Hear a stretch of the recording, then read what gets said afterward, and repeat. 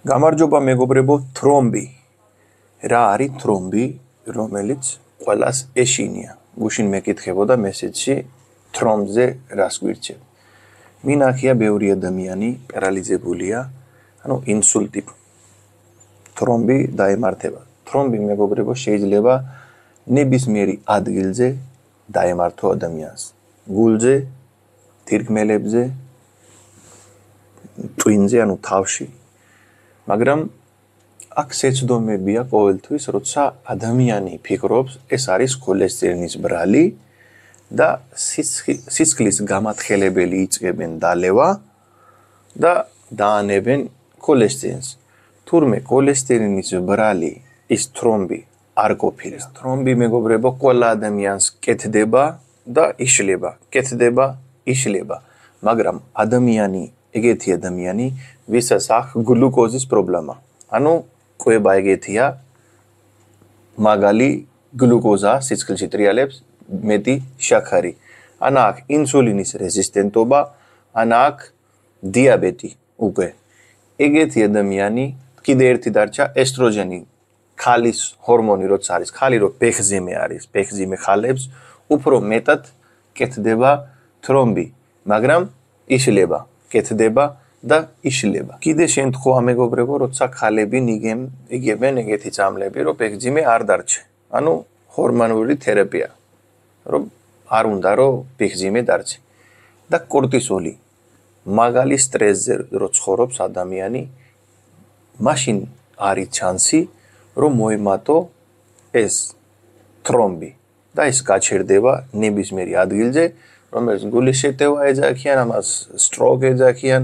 თირკმელზეც არის, იქაც დაგროვდება კისტები და გვიძლის იშლება, თირკმლის შლება ეძახიან და აბრალებენ მერე ქოლესტერინს, რომ მაგალი ეგეთი საჭმელი ჭამდა, სვამდა, იმიტომ დაემართა ეს და პარალიზი. ხო და მეგობრებო, არსებობს ეგეთი საჭმელები, რომელიც უნდა მოერიდო, იმიტომ K1 ვიტამინი შედის, რომელიც უფრო ეხმარება სიცხლს, უფრო მალე თრომბი რომ მალე იყო, რომ მალე დამაგრდე. სადაც შედის ეს ესპანახი, ბროკოლი და უფრო მწვანე ფერის ბოსტნეულები, სადაც შედის K1 ვიტამინი, უფრო ყველშიც შედის. ჯოგი ყველში, ყველა ყველში არ შედის. ეგეთი საჭმელები, თქვენ სურათში ხედავს და დაბლაც დავწერთ, რომელი საჭმელი არ უნდა ჭამო. და ბუნებრივად სიცხლის გამათხელებელი საჭმელი, რომელიც არის.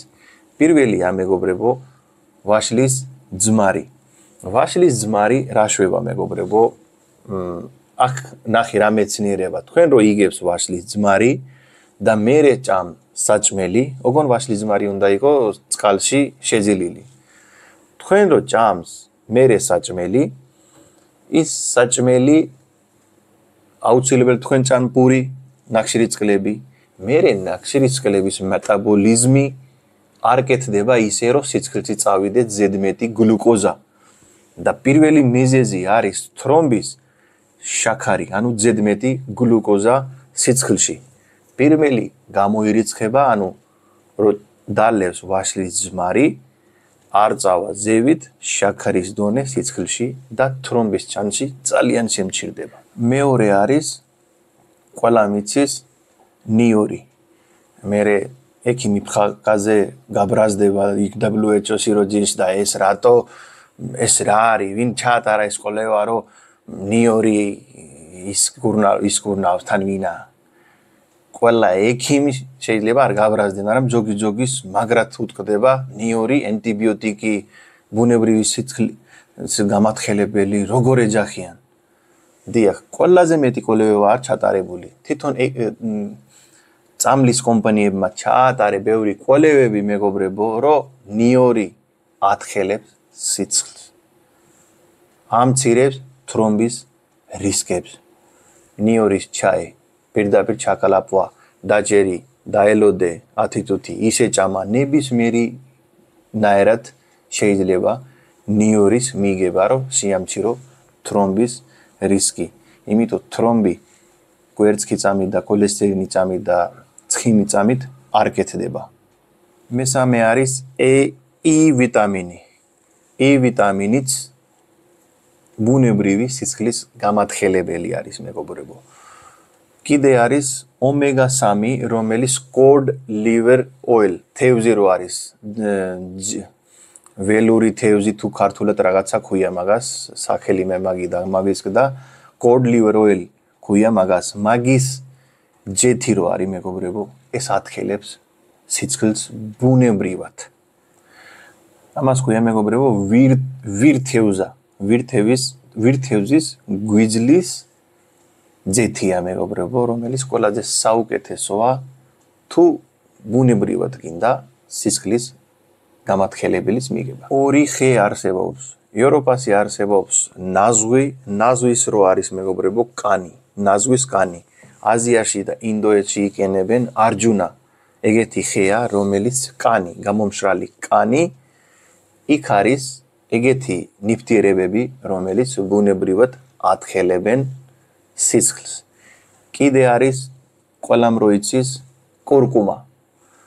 კურკუმაშიც შედის ეს ნივთიერები, რომელიც ადამიანის თუ აქვს თრომბის პრობლემა, იმას ბუნებრივად გიკურნალებთ. ანუ რისკი ძალიან სიამცირეთ, რომ სისხლში თრომბი გახდება როდისმე. თუ იგებს ეს ბუნებრივი საშუალება. კიდე ბუნებრივად გირჩევს 2-3 გზა, მეგობრებო, თუ გინდა სიცხლე იყოს სუფთა წმინდა რბილი ძარღვები და ეს თრომბის პრობლემა არადროს არ გახდე, გულის შეტევა არადროს არ მოხდე.